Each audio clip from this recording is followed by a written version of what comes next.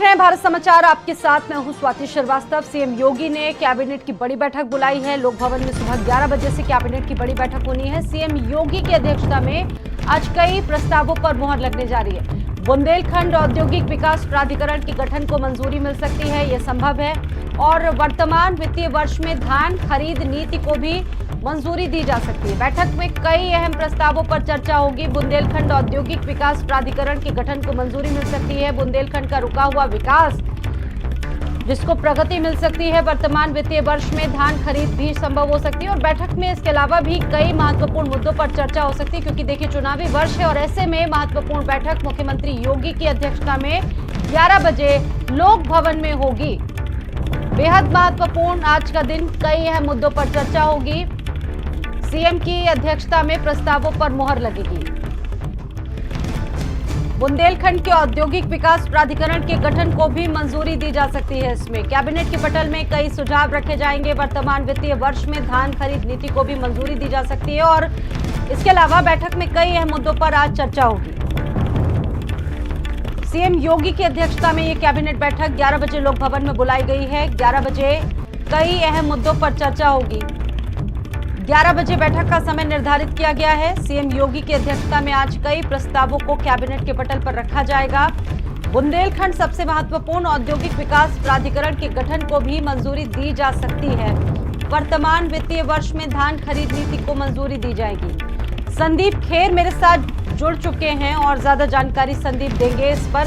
संदीप, जैसा कि सभी जानते हैं चुनावी साल है और ऐसे में महत्वपूर्ण ऐलान घोषणाएं सरकार की तरफ से आज 11 बजे से लोक भवन में बड़ी बैठक रखी गई है। कौन कौन से प्रस्ताव रखे जा सकते हैं, किन अहम मुद्दों पर चर्चा होगी, संदीप आपसे जानना चाहेंगे।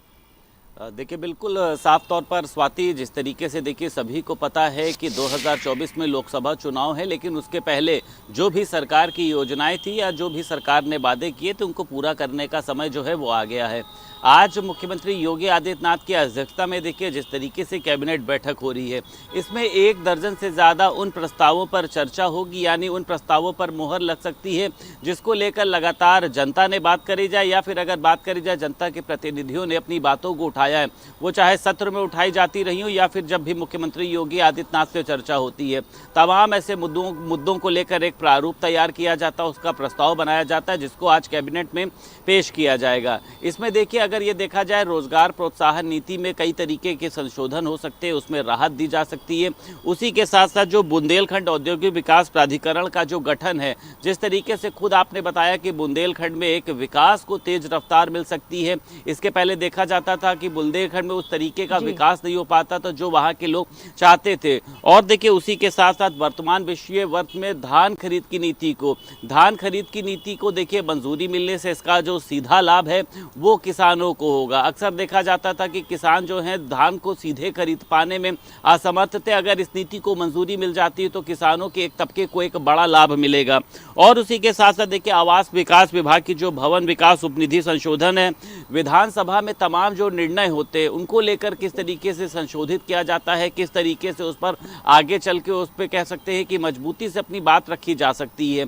और उसी के साथ साथ देखिए सभी को पता है कि अयोध्या में राम मंदिर का निर्माण हो रहा है, उसके पहले वहाँ की चाहे सड़कों के रखरखाव को लेकर हो, वहाँ पर पर्यटन को लेकर हो और स्वास्थ्य के क्षेत्र में किस तरीके से बेहतर काम किया जा सकता है, किस तरीके से अस्पतालों की संख्या को बढ़ाया जा सकता है, वहाँ पे आईसीयू है, ये कहा जा सकता है कि लोक लुभावन फैसले कैबिनेट की बैठक में लिए जा सकते हैं। आप जुड़े रहेंगे मेरे साथ। और अगली बड़ी खबर उत्तर प्रदेश